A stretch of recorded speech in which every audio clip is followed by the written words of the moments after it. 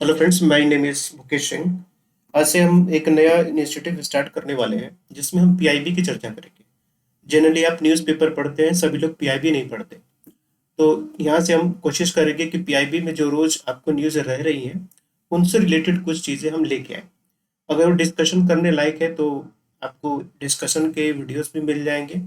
अगर वो बहुत छोटे हैं तो शॉर्ट्स के फॉर्म में भी आपको मिल जाएंगे। तो उसी के तहत हम यहाँ पर एक sustainable cities India program launch किया गया है, इसके बारे में देखेंगे। तो टॉपिक स्टार्ट करने से पहले यूपीएससी 2022 प्रीलिम्स के लिए दो काफ़ी इम्पोर्टेंट प्रोग्राम्स हैं। आप चाहें तो इनको ज्वाइन कर सकते हैं। एक है टेस्ट सीरीज, जो कि करेंट अफेयर्स का टेस्ट सीरीज है। जनवरी 2021 से लेके अप्रैल 2022 यानी कि करीब 1.5 साल का करंट अफेयर्स इसमें कवर किया जाए। ये केवल करंट अफेयर्स के लिए है, जिसमें करीब आपको 1500 से ज़्यादा एमसीक्यूज कवर किए जाएंगे। इसका शेड्यूल आपको यहाँ पर दिया हुआ है, आप देख रहे हैं। 21 फरवरी को इसका पहला टेस्ट था और 2 जून तक ये चलेगा, तो करीब 1.5 साल का है। इसके अलावा स्टैटिक से रिलेटेड हम स्टैटिक पोर्शन से बिल्कुल टॉपिक वाइज, अब जैसे कि सब्जेक्ट एक है आपका वर्ल्ड हिस्ट्री सब्जेक्ट है, या फिर सॉरी, चूंकि ये प्रीलिम्स के लिए तो world history not, modern history की हम बात करें तो मॉडर्न हिस्ट्री में जैसे कि ब्रिटिश का कमिंग हुआ, ओके, इंडियन स्टेट की क्या स्थिति थी, ओके, 1947 तक क्या हुआ। तो बिल्कुल टॉपिक वाइज इस तरीके से यहाँ पर क्वेश्चंस दिए गए, तो यहाँ पर भी 3000 से ज़्यादा क्वेश्चंस आपको देखने को मिलेंगे।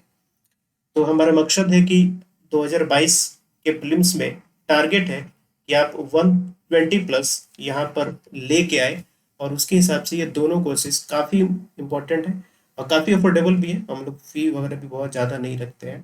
तो आप जाके ऐप पर देख सकते हैं, ऐप पर ये सारी चीज़ें मौजूद है। ऐप का लिंक आपको डिस्क्रिप्शन में मिल जाएगा, वहाँ से चेकआउट कर सकते हैं। तो चलिए स्टार्ट करते हैं अपना मेन टॉपिक, जो कि सस्टेनेबल सिटीज इंडिया प्रोग्राम है।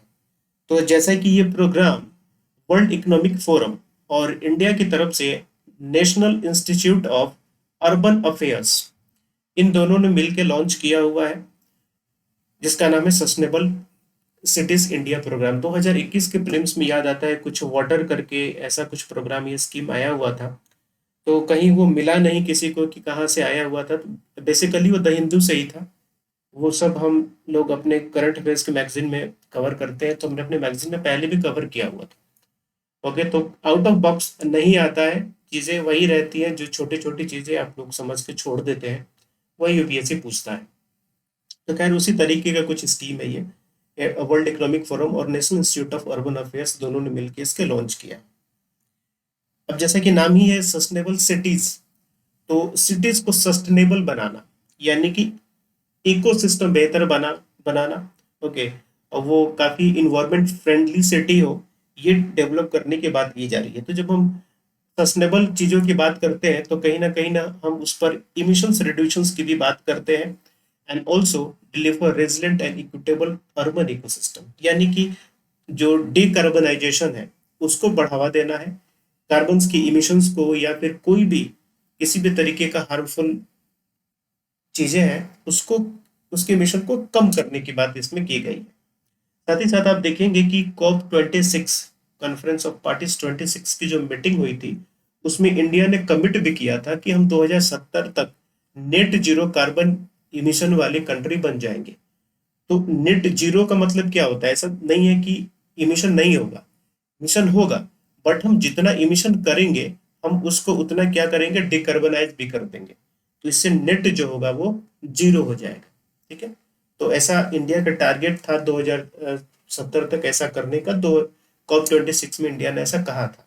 तो इस टारगेट को भी ध्यान में रखते हुए सस्टेनेबल सिटीज इंडिया प्रोग्राम भी उस टारगेट के साथ काफी साइनर्जी रखता है, यानी कि एक सपोर्टिव मैकेनिज्म की तरह काम करेगा। इस पूरे प्रोग्राम में जो दो चीजें यूज की गई है, वो एक चीज है आपका सिटी स्प्रिंट प्रोसेस, और दूसरा चीज है टूल बॉक्स ऑफ सॉल्यूशन, यानी कि कार्बन इमिशन को कैसे हम कम करेंगे, डिकार्बनाइजेशन कैसे लाएंगे, वो जो मैकेनिज्म होगा उसके लिए दो प्रोसेस यहाँ पर बताई गई है। और ये दो प्रोसेस अक्रॉस इंडियन सिटीज, जिसमें 5 to 7 इंडियन सिटीज को यहाँ पर लिया गया है जो 2 सालों तक चलेगा। अगेन फिल्म्स के हिसाब से काफी इंपॉर्टेंट है। कितनी Indian cities, 5 to 7 Indian cities आएंगी, सारी इंडियन सिटीज के लिए नहीं है ये, और केवल 2 साल के लिए इसको लॉन्च किया गया है। तो इसमें जो दो प्रोसेस हैं जिनका यूज किया जाएगा डिकार्बनाइजेशन के लिए, ये पहला है सिटी स्प्रिंट प्रोसेस।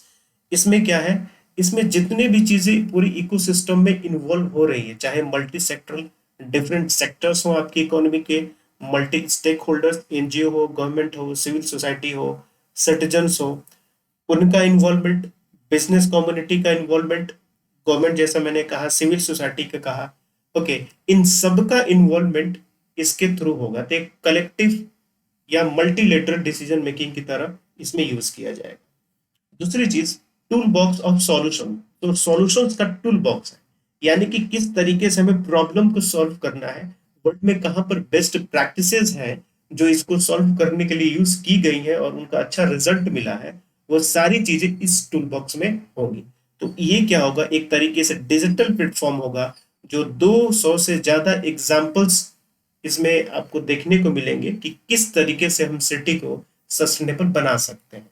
ओके, जैसे कि clean electrification, efficiency and smart infrastructure best practices, case studies होंगी बहुत सारी कंट्रीज में जो इम्प्लीमेंट की जा रही हैं, over 100 cities around the world. तो उनके जो एक्सपीरियंसेस है, बेस्ट प्रैक्टिसेस है, सारा इस टूल जो बॉक्स है इसमें इन्वॉल्व होगा।